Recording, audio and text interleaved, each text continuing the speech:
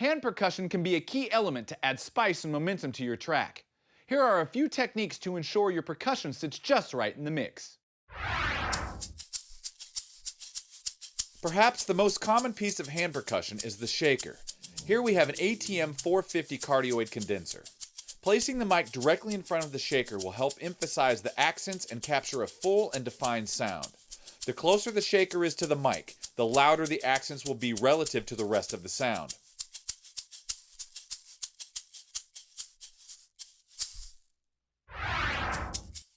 Recording a shaker across the element, like you see here, will cause the accents to flatten out and create an undefined sound with less body.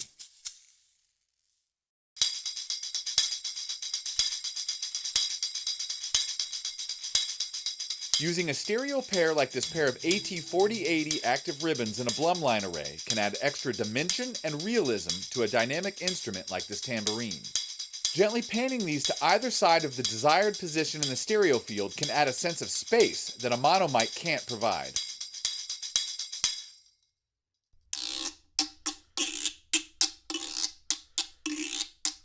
For a more vintage style sound, back the percussionist off the mic a bit and capture some room ambience. Here we have an AT4060 tube condenser about 4 feet away to capture a balance of space and direct sound.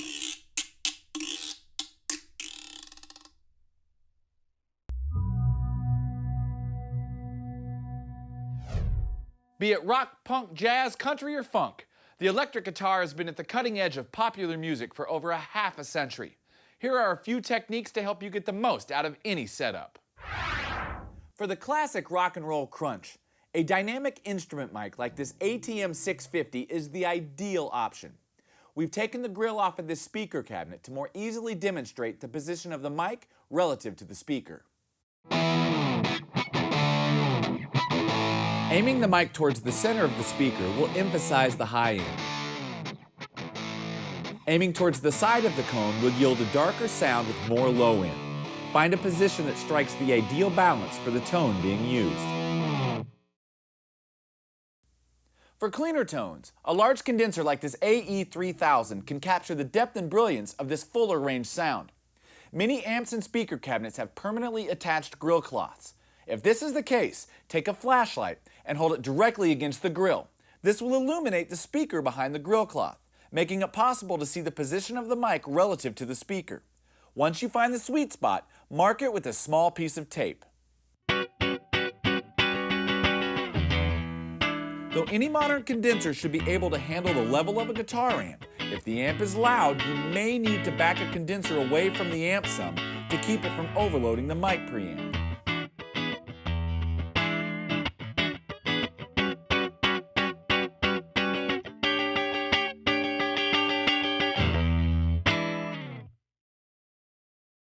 For a vintage sound with a little edge to it, we have an AT4047 SV cardioid condenser placed a little farther back from the amp.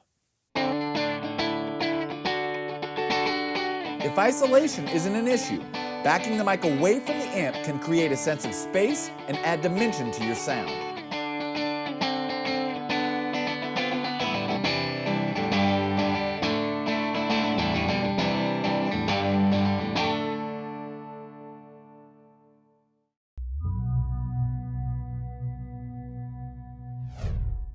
The foundation for any mix is a solid bass. Here are a few techniques to capture a full bottom end for any style. If the bass is being recorded with the DI, recording the amp at the same time can add dimension to the sound and fill out the bottom end. Here's a typical modern setup, with a 5-string bass and an amp with a full range sound and plenty of high end. Here we have an AE2500 dual element instrument mic.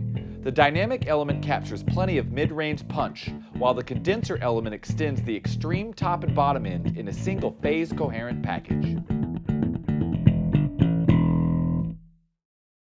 For a classic vintage sound, we have this 15-inch combo amp mic'd with an AT4047 MP condenser set to cardioid. The smooth top end of the 4047 complements the vintage warmth and focus low end from our combo amp. Find the sweet spot by moving the mic between the inside and outside edge of the speaker cone. Keep the mic just an inch or two from the grill to minimize bleed from the room or other instruments. If bleed is not a problem, switch the mic to figure 8. This will provide a deeper, fuller low end. For a more aggressive rock sound, our classic 4x10 cabinet is mic'd with an ATM 250 hypercardioid instrument mic. A dynamic mic can handle even the loudest amplifier and provide plenty of low end and mid-range punch. Whenever miking an individual speaker, remember that one may sound better than another. Investing a little time finding the right one may be time well spent.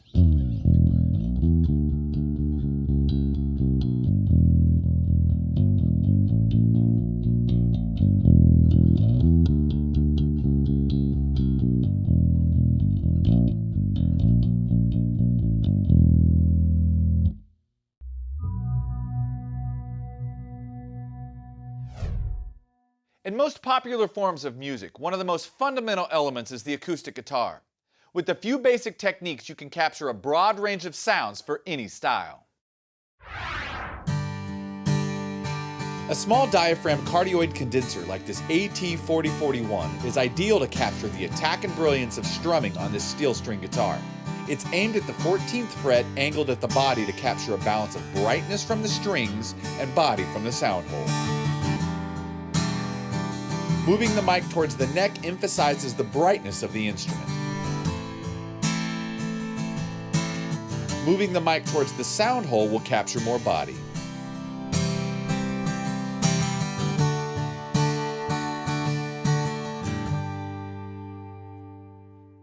Now for a more delicate finger-picking part, we have an AT4040 cardioid condenser to capture the fullness and warmth of a nylon string guitar.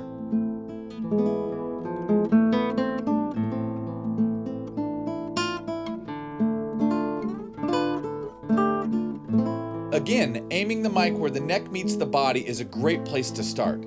Make sure the mic is close enough to the instrument to prevent capturing too much ambience, but not so close that the sound becomes boomy.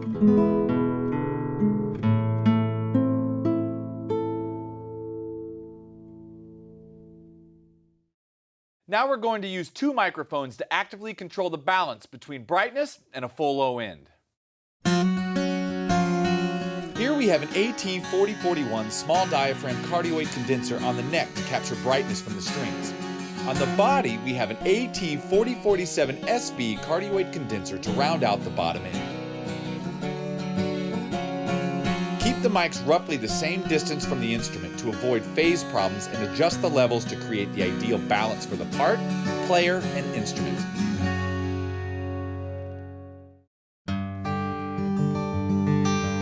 Another two-mic approach is to use an XY pair. Here we have a pair of AE 5100s in roughly the same spot as the single mic would go. The goal here isn't necessarily for a wide stereo image, but a very natural sound that allows control of the balance between string brightness and body.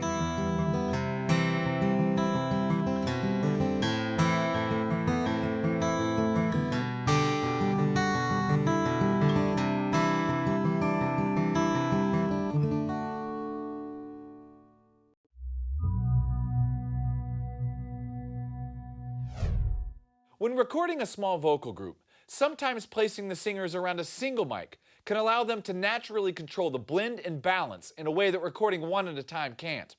Here are a few ways to record a small vocal group as a single unit.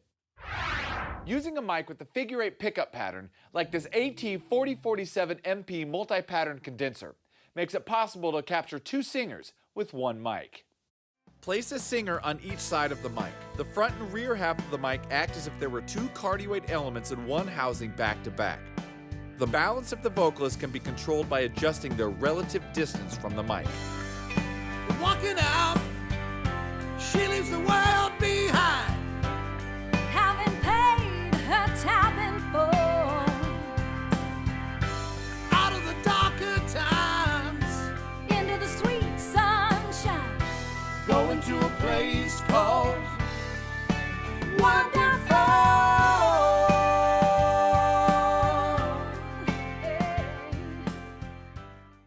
To capture our small group of 4 singers, we have them in a half circle around an AT4050 multi-pattern condenser set to cardioid. In addition to being able to control their balance and blend in real time, Further control can be had by adjusting the relative distance of each singer from the mic. Remember to keep the outermost singers from getting too far off to the side to keep them in range of the cardioid pickup pattern.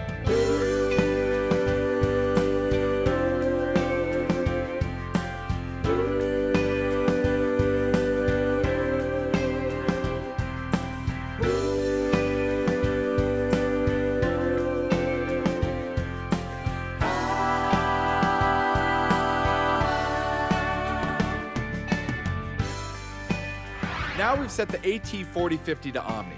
The vocalist can be arranged anywhere 360 degrees around the mic.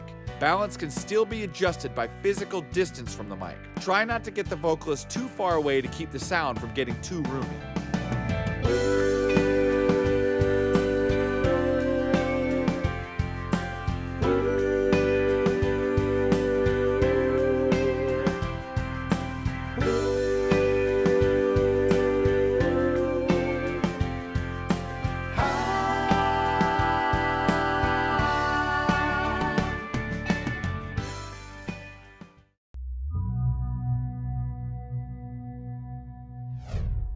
There are a large variety of Latin percussion instruments, each with its own unique demands when it comes to miking.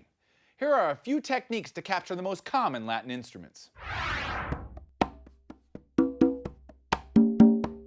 On the congas, we have a pair of AT4050 multi-pattern condensers set to cardioid.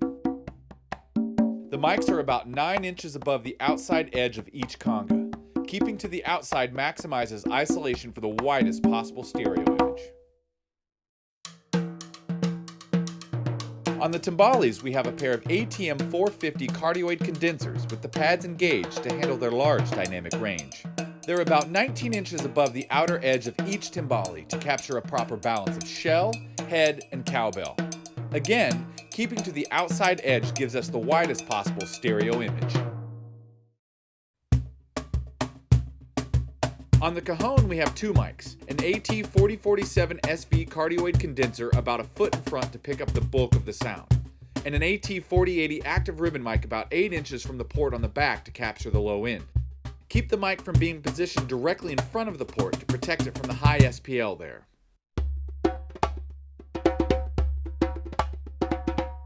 Now we're using a similar approach with two mics on a djembe.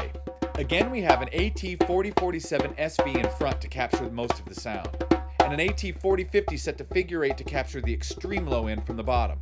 Setting the 4050 to figure 8 extends the low frequency response of the 4050 without making it too roomy.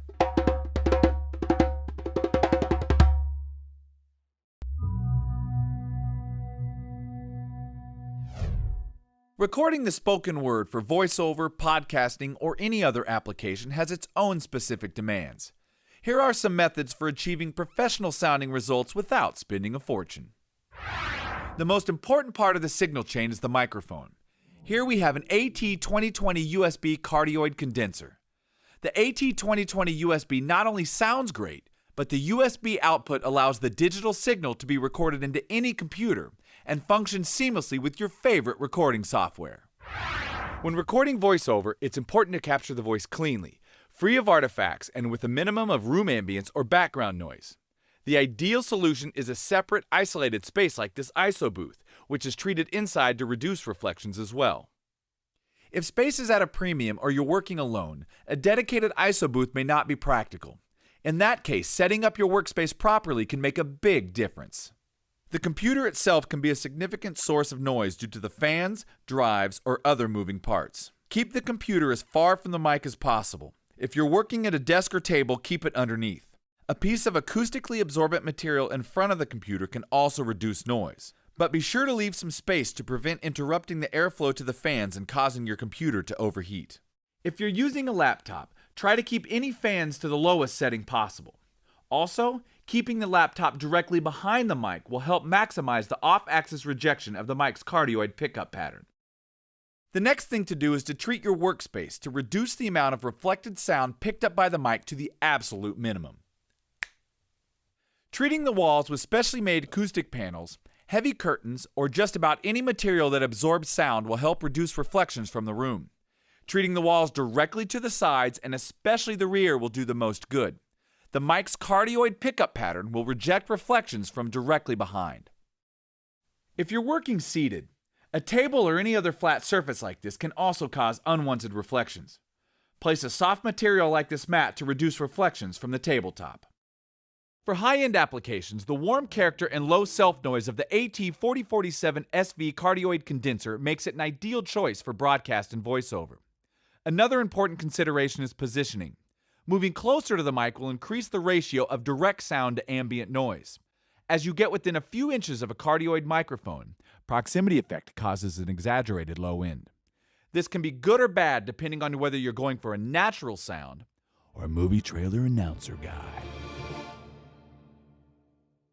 If you're using a music stand, try keeping it below and behind the mic to prevent unwanted reflections. Placing a soft material like this piece of felt on the stand can also help.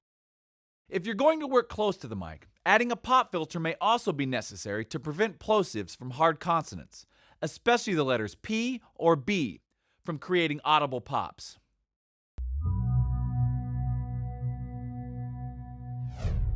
The most complex and dynamic musical instrument of all is the human voice. Here's everything you need to know to capture a vocal worthy of being the centerpiece of any recording. Before you can capture the ideal vocal sound, you have to make sure that you don't capture two things: excessive ambience and plosives. Plosives are bursts of air that are created when singing or speaking consonants, especially P or B. The person from Pittsburgh met the president in Pennsylvania.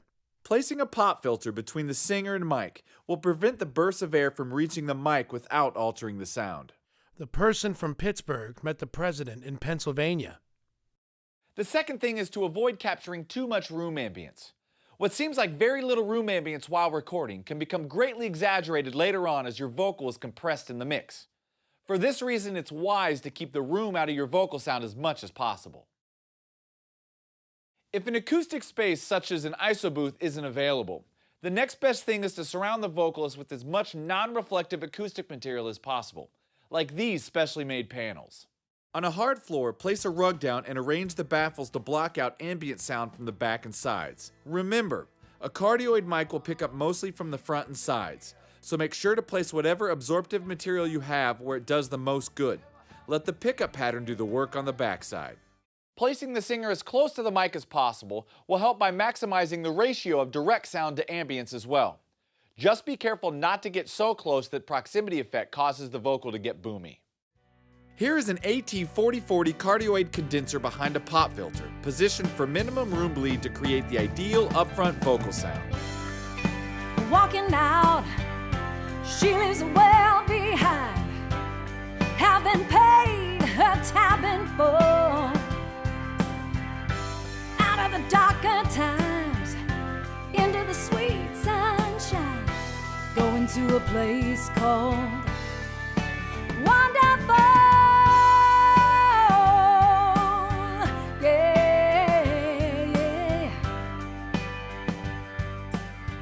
Now we've replaced the AT4040 with an AT4060 tube condenser.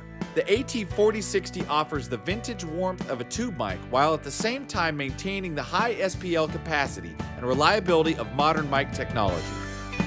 Walking out, she leaves well behind, having paid her tab in full. Out of the darker times, into the sweet sunshine, going to a place called Wonderful. Yeah.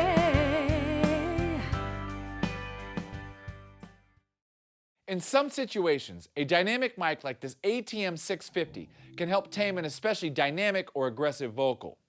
Or sometimes a singer may just be more comfortable with an arrangement that's closer to a live gig. Either way, the ATM 650 offers the flexibility and SPL capacity of a dynamic mic without compromising on sound quality. Keeping the mic on a fixed stand behind a pop filter can help the singer maintain a consistent distance from the mic. Using a dynamic mic like this can yield great results. She's walking through the backyard, barefoot and smelling the day's edge, drop by drop in a bucket of praying lead.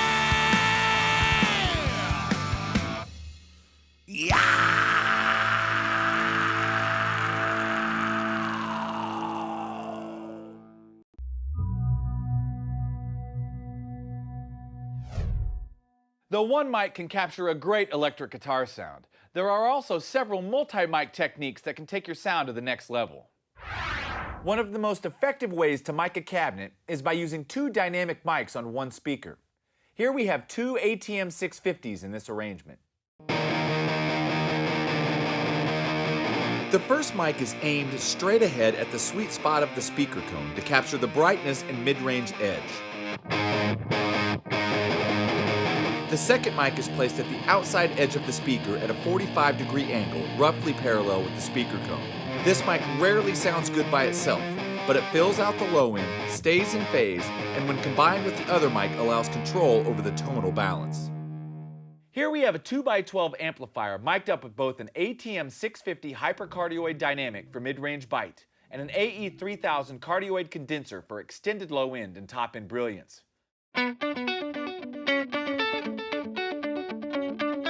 Both mics are on the sweet spot of their respective speaker and about the same distance from the grill to keep them in phase. If the amp is cranked up, you may need to engage the pad on the condenser.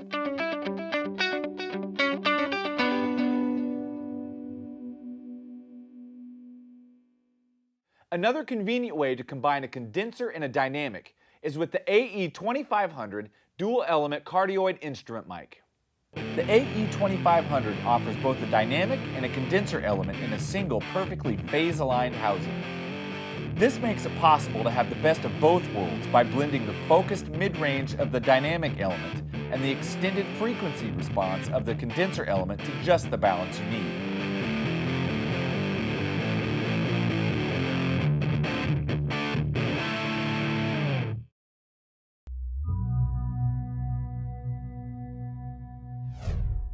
The complex sound of the upright bass makes it one of the trickiest instruments to capture, especially if isolation is an issue. Here are a few techniques to bring your upright bass into focus. Here we have an AT4080 active ribbon mic, positioned about even with the bottom of the F-hole angled slightly towards the bridge, to capture both the detail of the fingers and the full low end from the F-hole without becoming too boomy.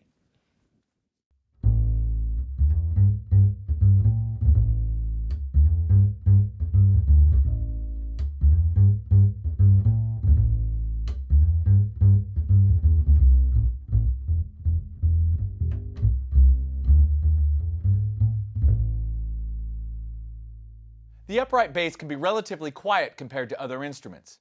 This can make isolation difficult, especially in a live situation. One way to combat this problem is to clip an ATM 350 cardioid condenser directly on the bridge of the instrument. The mic is clipped to the side of the bridge, aimed at the top of the F-hole just a couple inches away.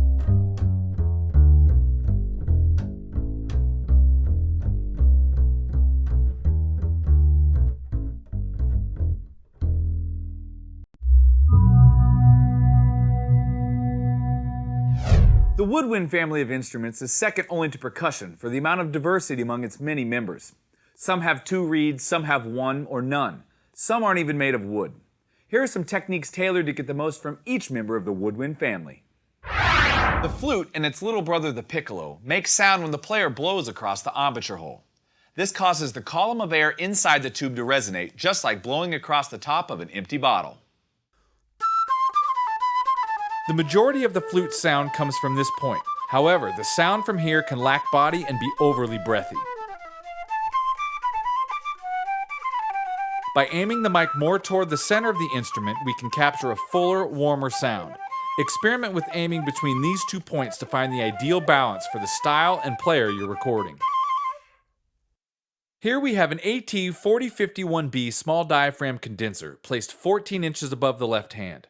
This captures a very natural sound as well as some of the room ambience.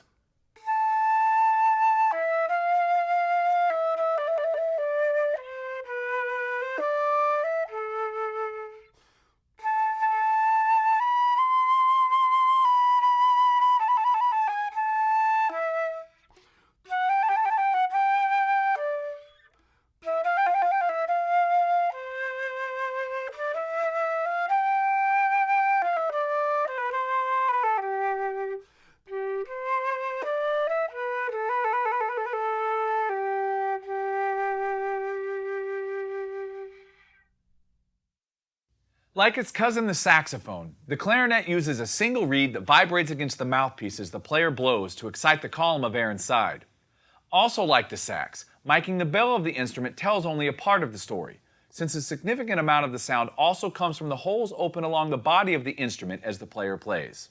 For this reason, miking the bell of the instrument is not the best option.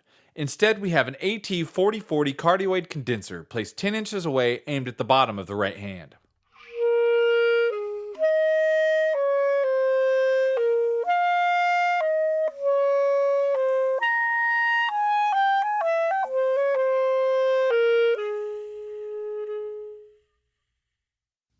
The smaller of the double reed instruments, the oboe and the English horn, can both be mic'd in a fashion similar to a clarinet. Again, both the bell and the holes along the instrument must be captured. Here on our oboe, we have an AT4051B large diaphragm condenser set farther back, about 43 inches out, for a roomier, more classical approach.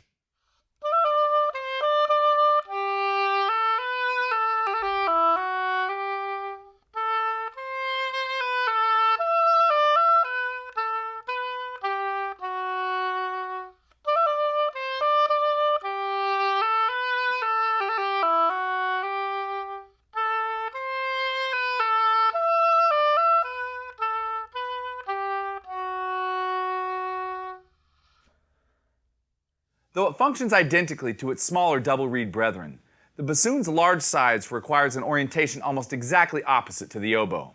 The upward-facing bell and off-to-the-side arrangement of the body must be taken into account when placing the microphone.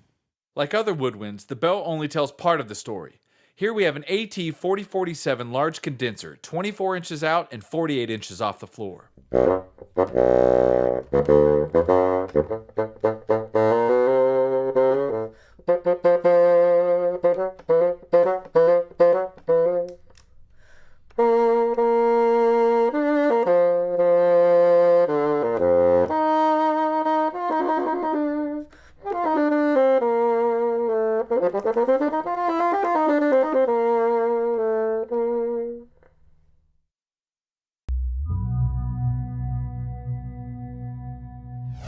As far as acoustic instruments go, the piano is perhaps the most mechanically and sonically complex of them all. A grand piano can consist of over 7,000 parts, and there's about 7,000 ways to mic one.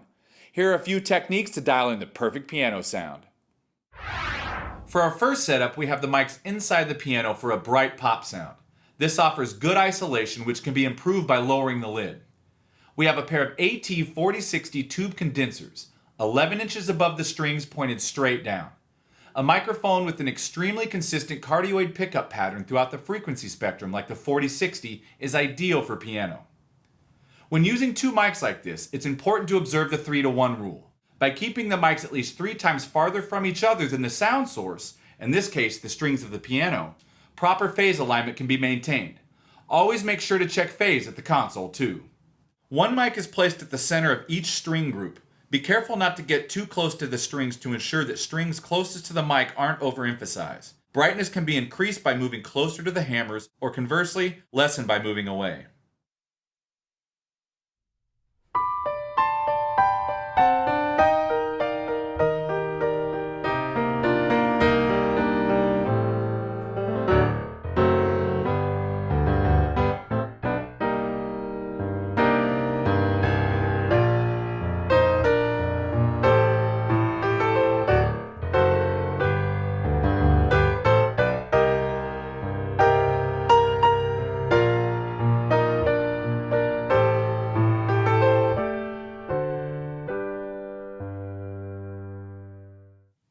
Next, we'll use a stereo pair outside the piano for a more natural solo piano sound.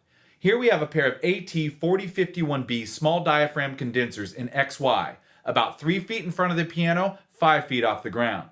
The best way to find the ideal location is to move around the room while the pianist plays. The spot that sounds best to your ears will probably sound best to the mics too.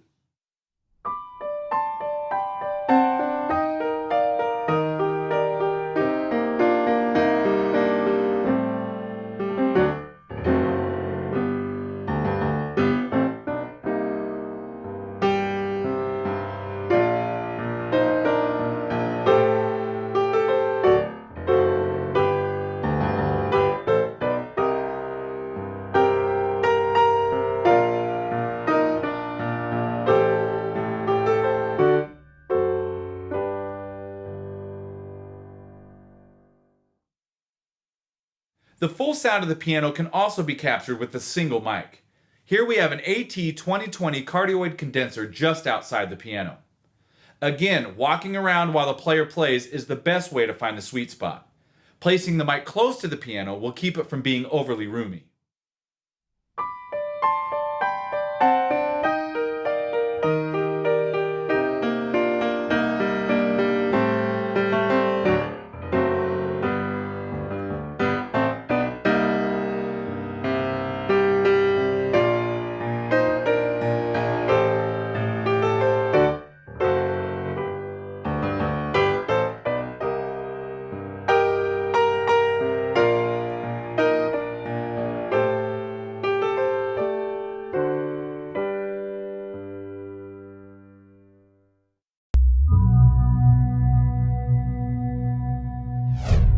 Despite its small size, the mandolin's powerful sound has made it an important part of popular music since long before recordings existed.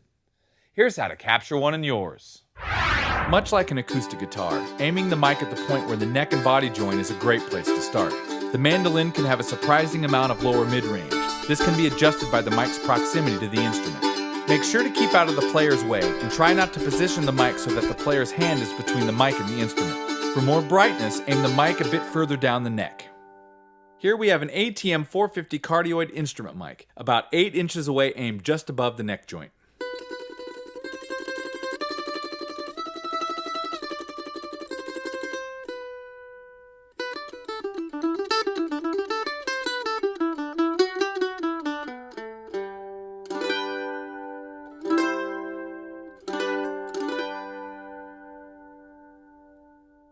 Now we've swapped our ATM 450 for the classic FET sound of an AT4047 SV large diaphragm condenser. It's about 10 inches away, aimed just above the neck joint.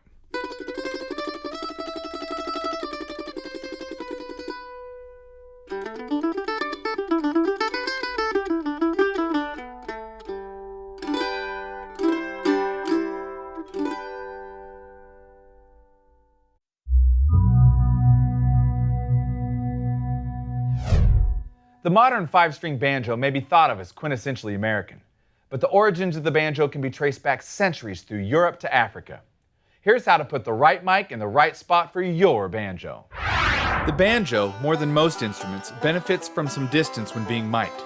If isolation concerns make this impossible, then move the mic closer. Most of the brightness of the instrument comes from the edge where the resonator reflects sound through the metal flange. Most of the body comes directly from the head. Experiment with aiming in this area to find the ideal placement for your instrument. Pointing at the center of the head not only yields a dull sound, but can also pick up excessive noise from the finger and thumb picks when close mic'd. Here we have an AT4041 small diaphragm condenser, 11 inches away, angled slightly under the neck.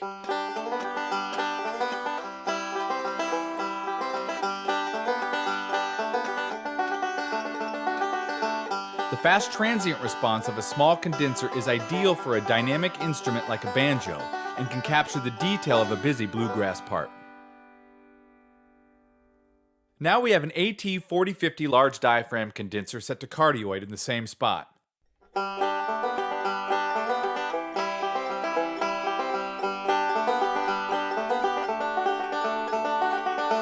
The open top end and extended low end response of the 4050 is well suited to this more natural sounding approach.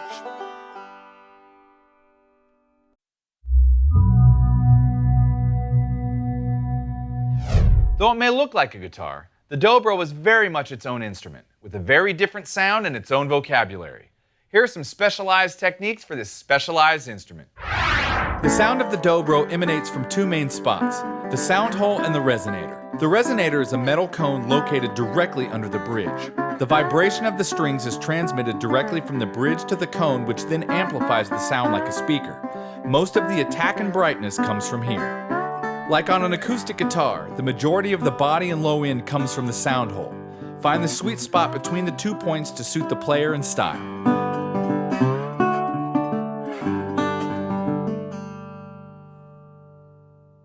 Here we have an AT4033 cardioid condenser. Its strong upfront presence makes this mic a bluegrass favorite. It's placed about 9 inches above the neck joint between the bridge and the sound hole.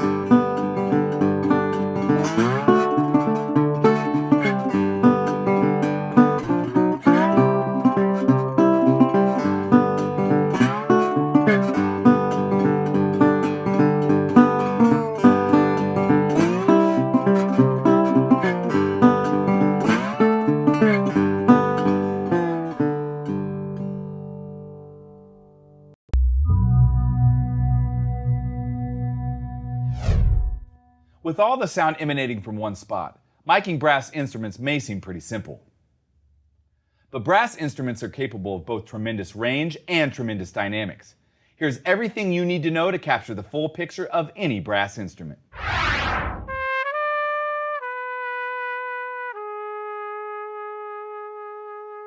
The trumpet is both highly directional and capable of very high SPL. A large condenser like this AT4050 with the pad engaged can capture the full range of tone and dynamics the instrument has to offer.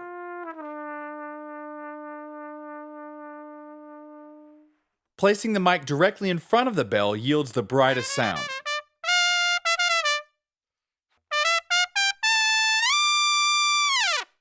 Moving the mic off axis will de-emphasize the upper harmonics for a warmer, rounder sound.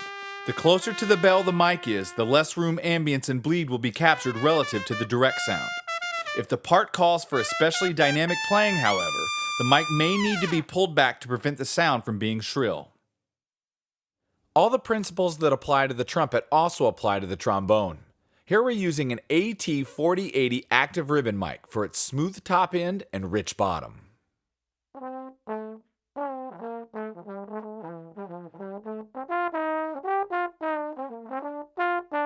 Since the trombone isn't as dynamic as the trumpet, keeping the mic 14 inches away from the bell can capture the full range of the instrument while providing plenty of isolation.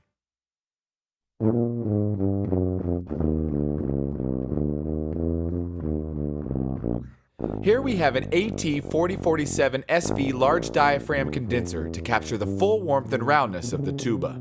Since the bell is pointing upward, the 4047 is mounted to a sturdy stand directly above aimed straight down. With the pad engaged, it can handle the level if placed close to the bell.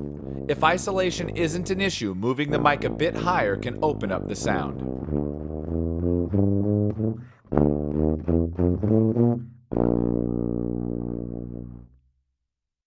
Unlike other brass instruments, the French horn is designed to be heard indirectly. When possible, place the player in a spot where pleasing ambience can be captured as well.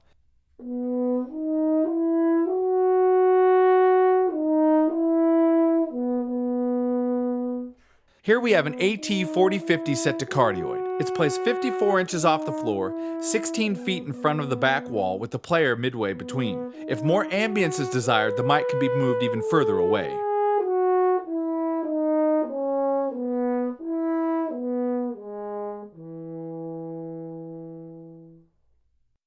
If the French horn is being recorded as part of a larger group, space and isolation concerns may make miking at a distance impractical. In this case, placing the French horn at the rear of the group and miking from above will capture a suitably ambient sound while providing adequate isolation.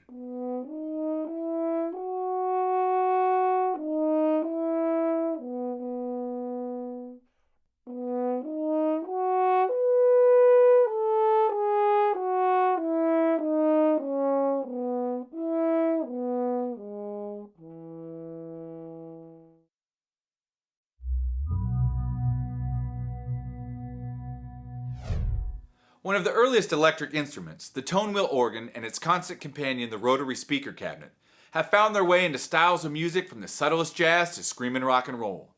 Here are a few techniques to capture this dynamic instrument in all its glory. To capture the full range of the instrument, mic the top and bottom rotors separately.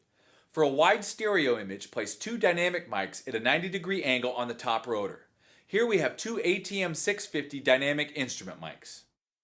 Placing the mics at a 90-degree angle ensures that one mic is directly on axis with the horn, while the other is exactly off axis, providing the maximum left to right swing.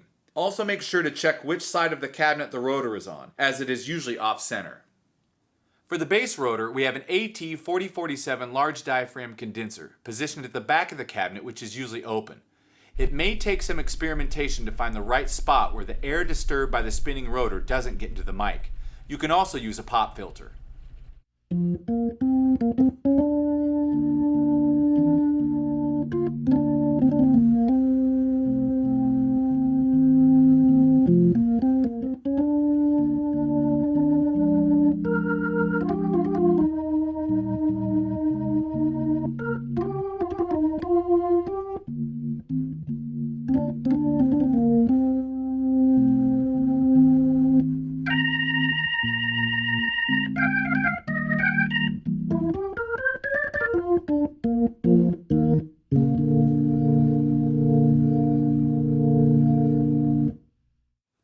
kept our 4047 on the bottom, and now we have our ATM 650s on each end of the back of the cabinet. The stereo image from this configuration won't be as wide. Miking from the back end of the cabinet can provide more top end and better isolation. It can, however, pick up more mechanical noise and moving air, especially when the rotor is spinning its fastest. Experimenting with placement can lessen these factors. Also, increasing volume will reduce the relative level of noise.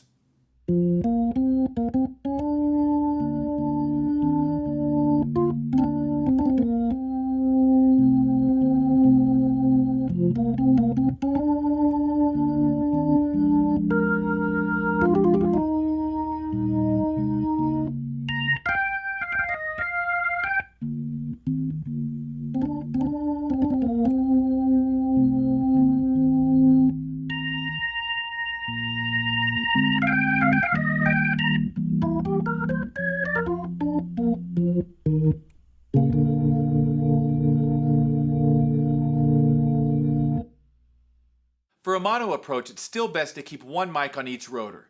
Here we have an AT2020 cardioid condenser on the base rotor and a Pro 63 dynamic instrument mic on the top.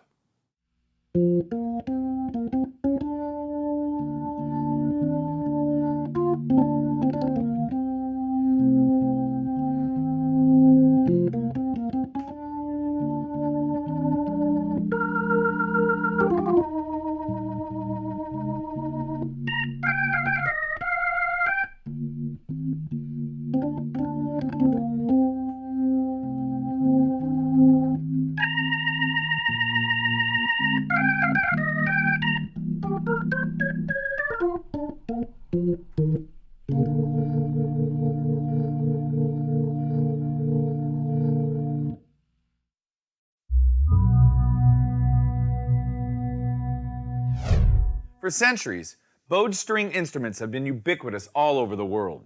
The complex and expressive sound of these instruments can make them among the most challenging to capture. Here are some techniques to bring your strings into focus.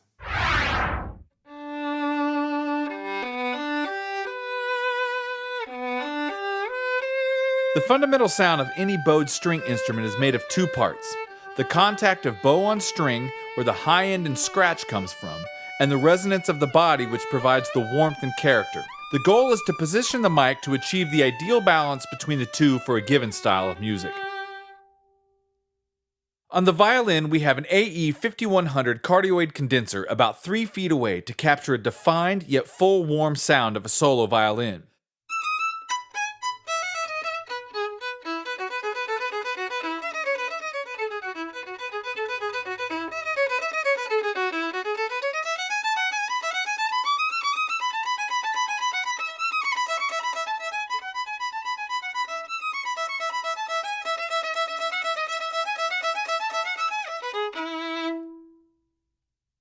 All the same miking principles apply with the viola. In situations where isolation is a concern, the mic can be brought in closer like we have here with an AT4051B small diaphragm condenser. Take the same care to balance brightness and body. A more upfront and articulate sound may also help cut through a dense mix.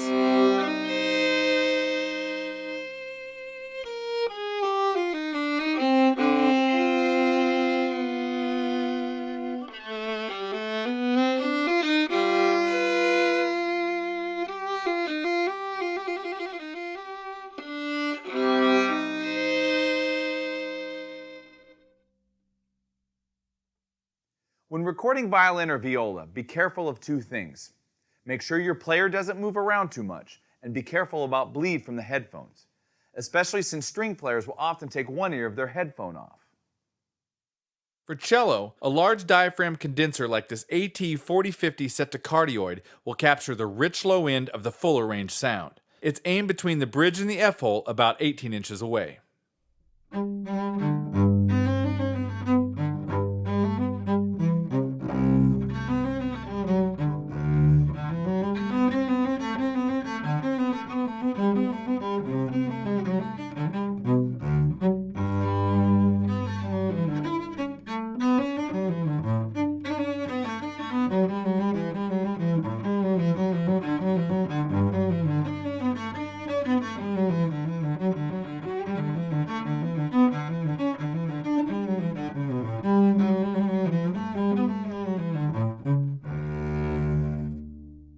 On contrabass, we have an AT4050 condenser set to cardioid.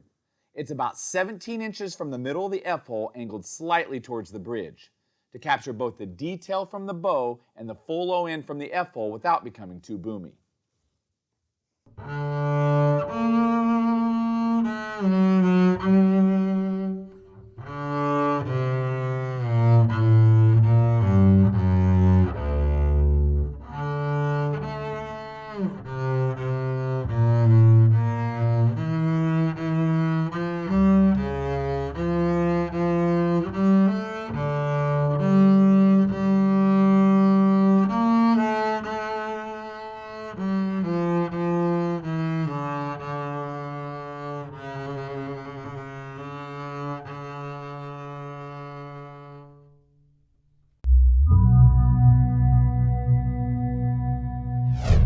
For the last century and a half, the saxophone has found a place in orchestras, bands, and popular styles of music all over the world.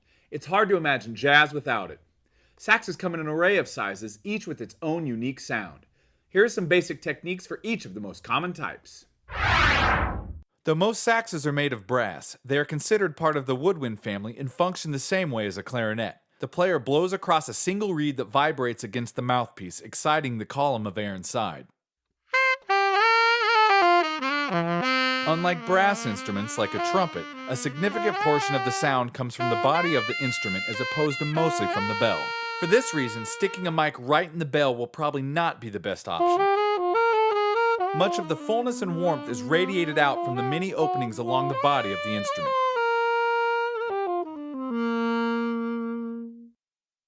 Start with the mic above the bell aimed at the body of the instrument.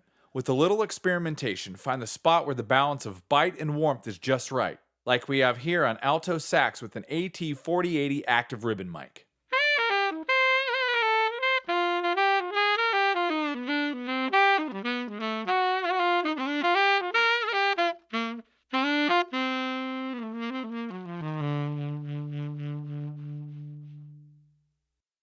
The soprano sax is the highest pitched of the common saxes and is unique in its straight line configuration. To get the balance of bell and warmth, we have an AT4060 tube condenser placed above the end of the instrument aimed about halfway up the body.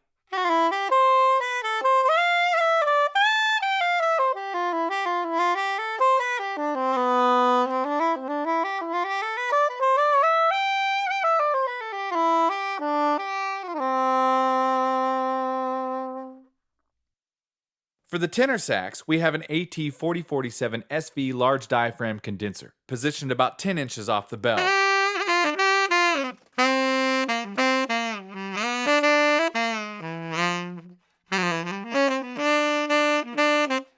As with the alto, the goal is to find the right balance of bite from the bell and warmth from the body of the instrument. If isolation isn't an issue, backing the mic off the instrument can capture a more developed sound with greater depth. The largest of the common saxes is the baritone. The bary's large size dictates that the bell is above a majority of the body of the instrument. For this reason, we have an AT4047 SV placed about 6 inches off the bell, slightly off axis.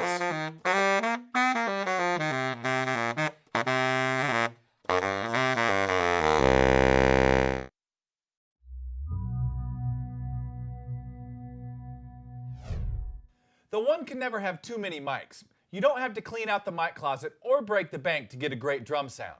We're going to use 4 of Audio-Technica's most affordable mics to capture the entire kit.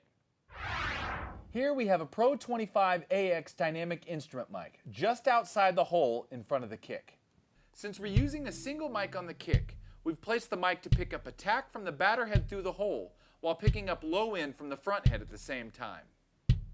On the top of the snare, we have a Pro 63HE dynamic instrument mic. It's about 1.5 inches above the drum, just inside the rim.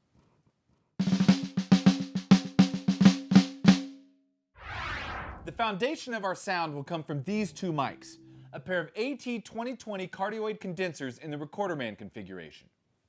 The Recorderman consists of 2, preferably matching microphones, one directly above the snare and one just above the drummer's right shoulder aimed at the snare. They should be roughly 2 drumstick lengths away from the center of the snare drum. Both mics must also be equidistant from the kick drum and snare drum. To check this, take a mic cable and hold one end in place against the kick drum with the beater. Measure up to the first mic and down to the snare. Then swing over to the other mic and adjust as necessary. Unlike a setup where every piece of the kit is mic'd, most of our sound is coming from these two mics. The overhead pair present a full picture of the kit, while the tight mics on the kick and the snare serve more to augment the main pair.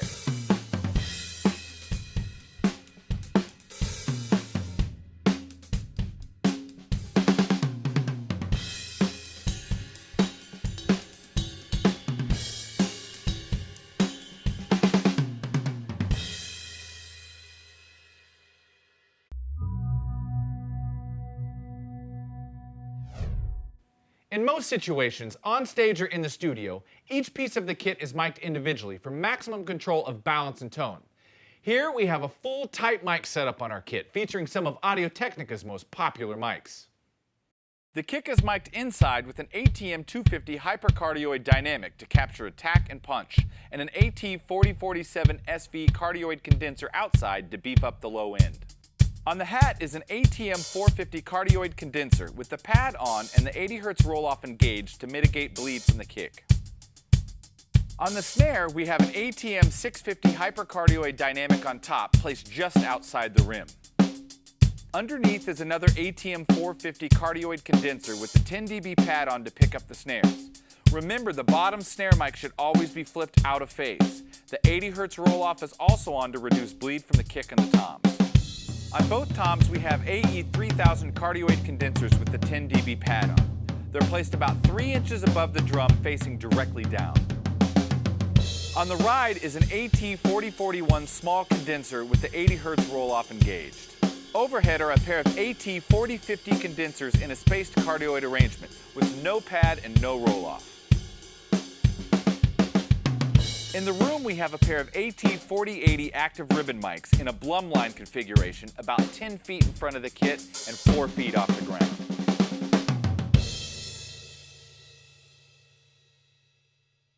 The Blum line configuration is a coincident stereo miking technique consisting of 2 figure-8 microphones placed as close together as possible and 90 degrees off axis from each other.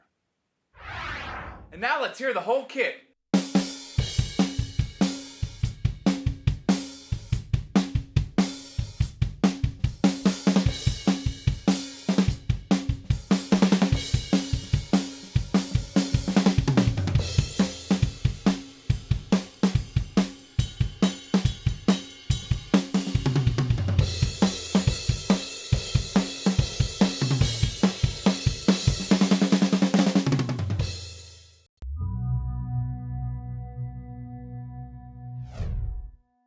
Acting as the glue between all other parts of the drum kit, the hi-hat is a vital component that is often overlooked.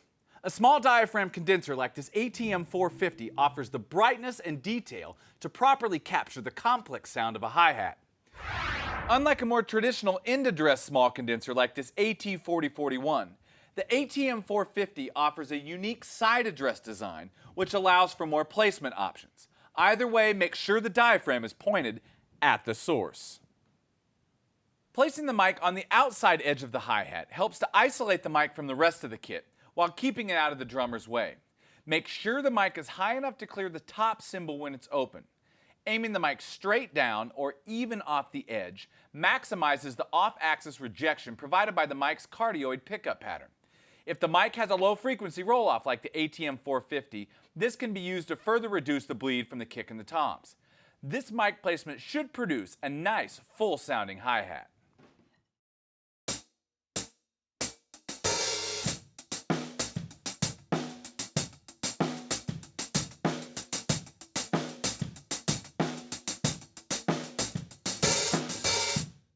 For a tighter, more controlled sound, move the mic more towards the bell.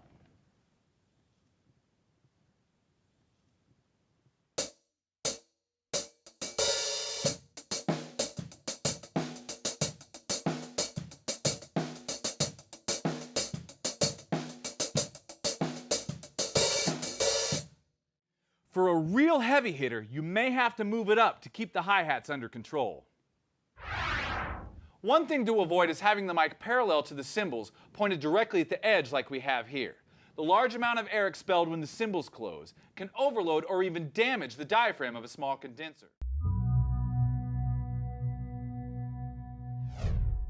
For some styles of music, a naturalistic approach using just a few mics can yield great results.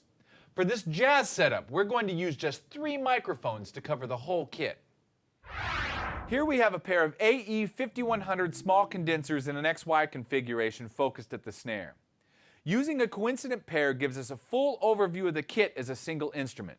This is ideal to capture the dynamics and interplay common to jazz.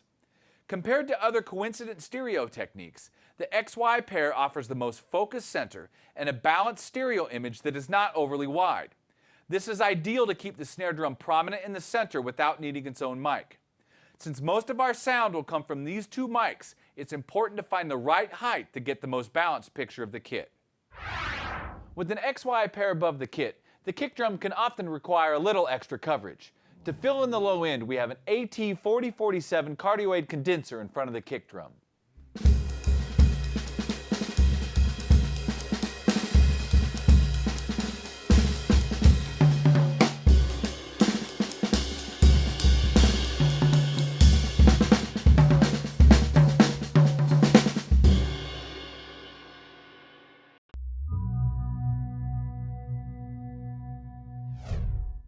The foundation of any good drum sound is the kick drum.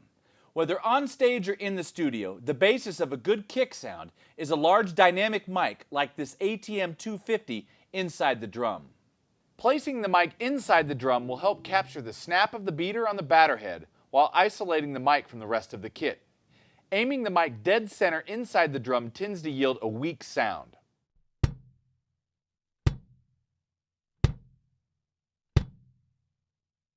Keeping the mic off-center will improve the low end.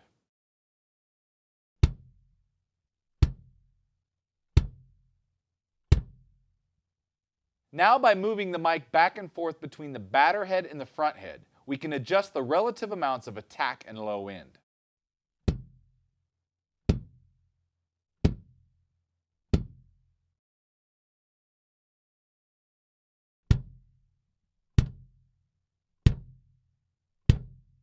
In the studio, often a second mic is placed in front of the resonant head. Usually it's a large diaphragm condenser like this AT 4047. Every drum is different. It may take some trial and error to find the sweet spot and get just the low end you're looking for. Also, avoid being in front of the hole to keep this mic from picking up too much of the batter head. When using 2 mics, the interior dynamic mic can be positioned for maximum attack and mid-range punch.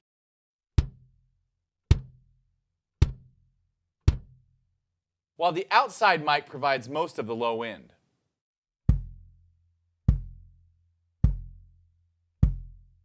The 2 mics can then be combined to create the ideal balance.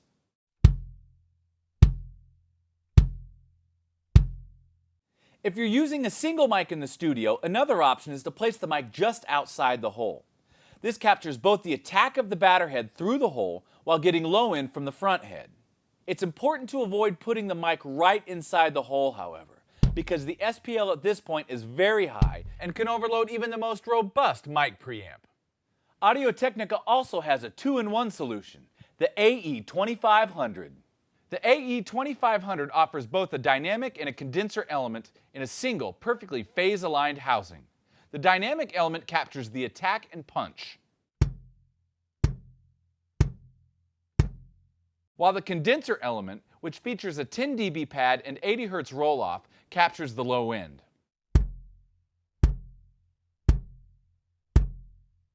Together, the elements provide a full-range sound in a single compact package.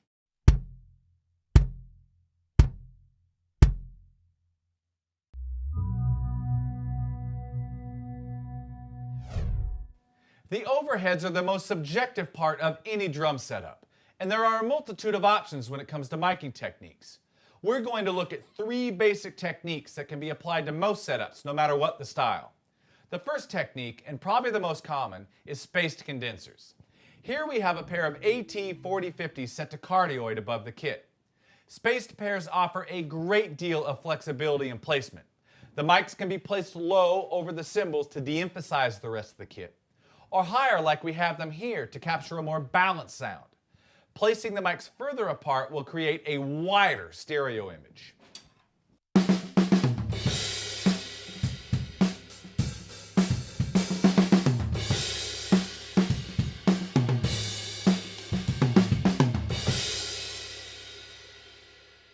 Now we have the mics lower to the cymbals, which will de-emphasize the rest of the kit.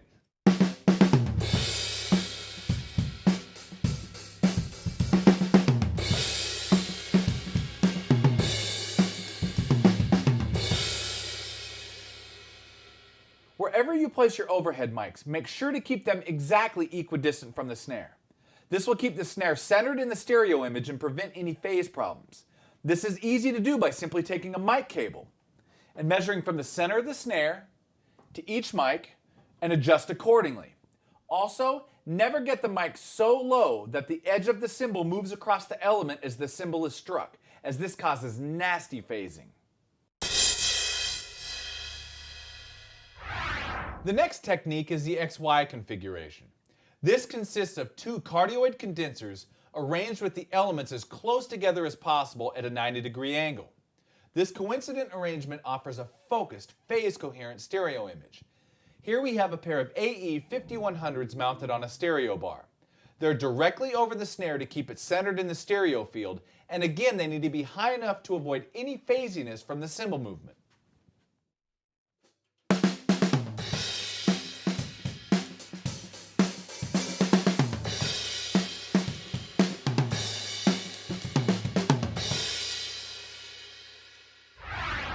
The third technique is ORTF. This is another coincident pair consisting of two cardioid condensers positioned 17 centimeters apart, angled 110 degrees from each other. Here we have two AT4040s. This technique offers a phase-coherent stereo image like XY with more width and cymbals relative to the rest of the kit.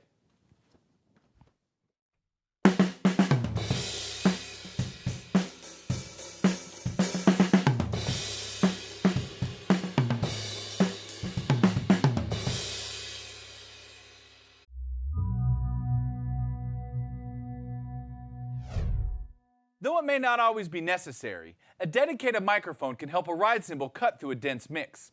Here we have an AT4041 small diaphragm condenser, aimed about midway between the edge and the bell on the outside half of the cymbal.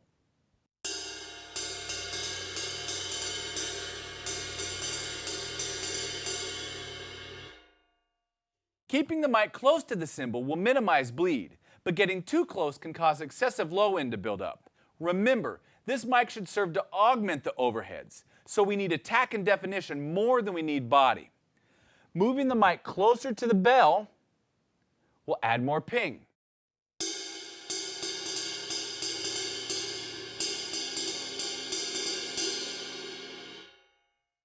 Moving the mic more towards the edge will emphasize the overtones.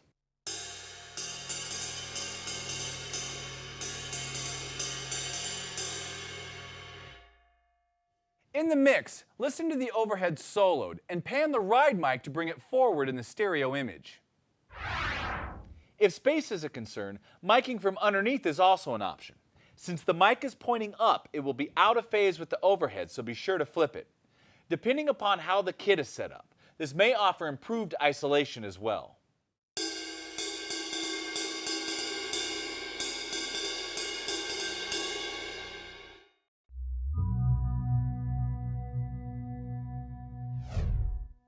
Room mics add depth and ambience to the overall kit sound. This added space around the kit can really bring your drums to life in the mix. Here we have a pair of AT4050s in an XY configuration, about 8 feet in front of the kit. In XY, two cardioid microphones are set with the elements as close together as possible, 90 degrees off axis from each other. The XY pattern gives us a focused, phase-coherent stereo picture of the kit in the room. The farther away from the kit, the more ambient the sound. Every room is different, and finding the sweet spot may take some experimenting.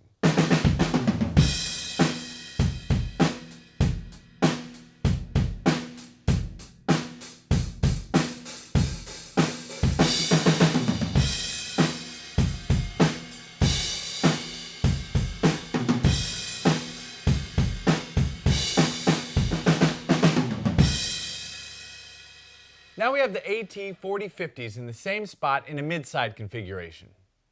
In mid-side mode, one element is set to cardioid and pointed directly at the source. This is the mid channel. The other element is oriented perpendicular to the mid element and set to figure 8. This is the side channel. In the control room, the side signal is multed to 2 channels and the right side is flipped out of phase. These 2 channels are panned hard left-right and combined with the mid signal pan dead center. This creates a balanced, phase-coherent stereo image.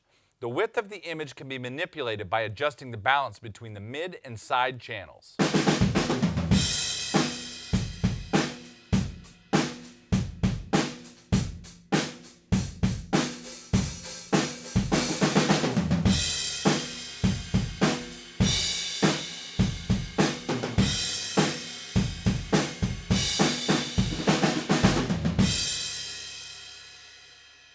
For the ultimate all-in-one recording solution, Audio-Technica offers the AT4050 stereo condenser. This microphone contains 1 cardioid and 1 figure-8 element configured in a mid-side arrangement in one housing, providing maximum flexibility and ease of setup for stereo recording. The AT4050 ST features a 10 dB pad, 80 Hz roll-off, and 3 output modes, a standard mid-side mode, and 2 internally matrix stereo modes of 90 and 127 degrees. Sometimes a mono room mic can add all the depth you need. The AT4060 tube mic can capture a warm, detailed, full-range picture of the kit in the room. Again, finding the sweet spot can take some experimentation.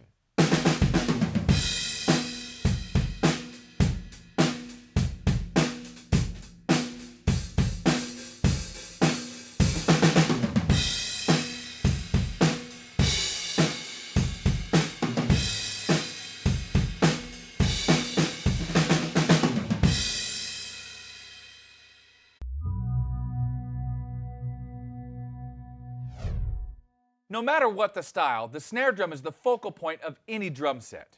Capturing the snare is the most important aspect of a good drum sound, and perhaps the trickiest. On the stage or in the studio, the snare is usually captured by 2 mics, one above, one below. Most of the sound comes from the top mic, which is usually a dynamic instrument mic like this ATM 650. The bottom mic is either a condenser that can handle the high SPL or another dynamic. Here we're using an ATM 450 condenser to add high-end snap from the snares.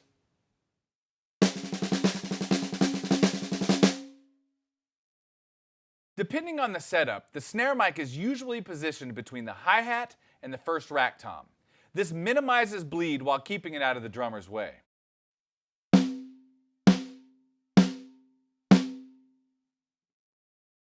Positioning the mic closer to the head will also minimize bleed from the rest of the kit. As the mic gets close, however, the low-end frequencies will be exaggerated and the drum will sound darker and less open as a result.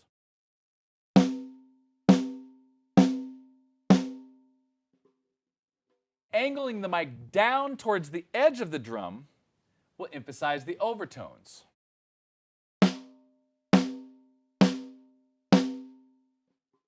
While angling it towards the center of the drum will emphasize the attack.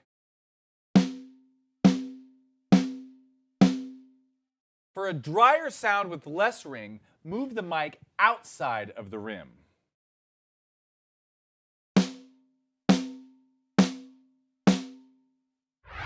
The bottom mic can be placed directly under the snares, close enough to minimize bleed, but not so close that the snares make contact with the mic. As the top head is struck and moves away from the top mic, the bottom head is pushed toward the bottom mic by the air column within the drum. This creates waveforms that are 180 degrees out of phase between the 2 mics. For this reason, the bottom mic needs to be flipped out of phase at the preamp. If the mic is a condenser, you'll want the pad engaged. If it features a high-pass filter, you can use this to keep out low-end leakage from the kick drum as well. Adding a little bottom mic can add snap and brightness without needing lots of EQ. If you're recording a style that has a more nuanced approach to the snare, say straight-ahead jazz, then a single condenser on top may be the way to go. Here we have an AE3000. This will give us a brighter, more open snare sound than a dynamic, but with the pad on, can still handle the SPL of a snare drum.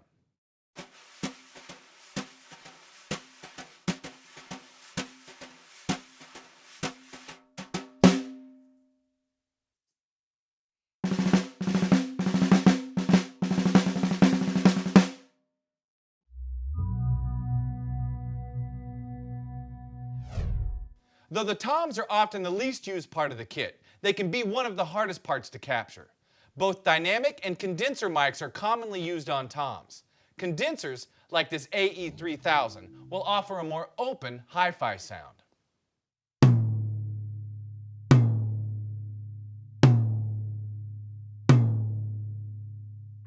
A dynamic mic like this ATM250 will offer more punch and a tighter pickup pattern. Positioning the mic closer to the drum will generate more low end while reducing the amount of bleed from the rest of the kit.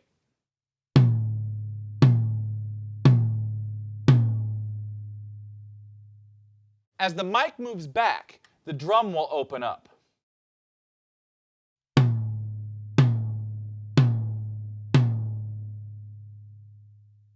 Aiming the mic more towards the center will yield more attack, while a more straight up and down positioning will emphasize the overtones.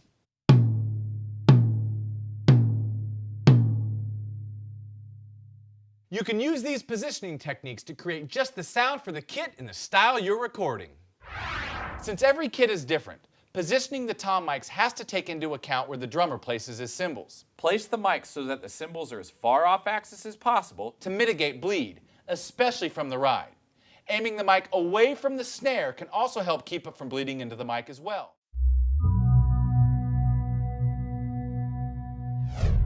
There are a multitude of stereo miking techniques used to record small ensembles. Today we're going to demonstrate 3 of the most common approaches for stereo miking on our string quartet. Here we have an AT4050 ST stereo condenser. This mic contains 1 cardioid and 1 figure 8 element configured in a mid-side arrangement in one housing, providing maximum flexibility and ease of setup for stereo recordings. The AT4050 ST features 3 output modes: a standard mid-side output mode, and 2 internally matrix stereo modes of 90 and 127 degrees.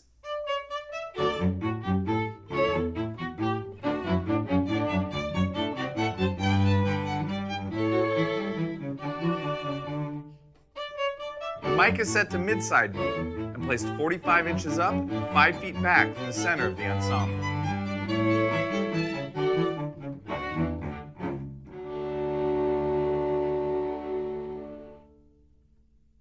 The next configuration is an XY pair.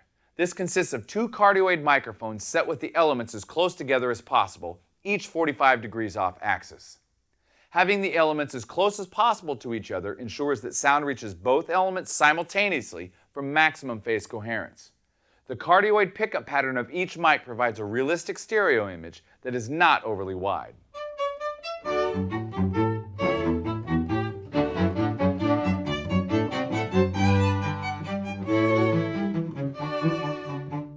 Here we have 2 AT4051B small diaphragm condensers, 48 inches up and 6 feet back from the center of the ensemble.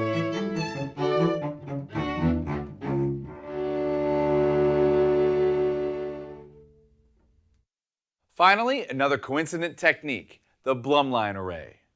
Just like XY, 2 mics are placed as close together as possible, 90 degrees off axis from each other. In this case, the mics are figure 8, like these AT4080 active ribbons. The Blumline array offers imaging similar to XY, but since the figure 8 pattern picks up an equal amount of information to the rear, the Blumline picks up more ambience.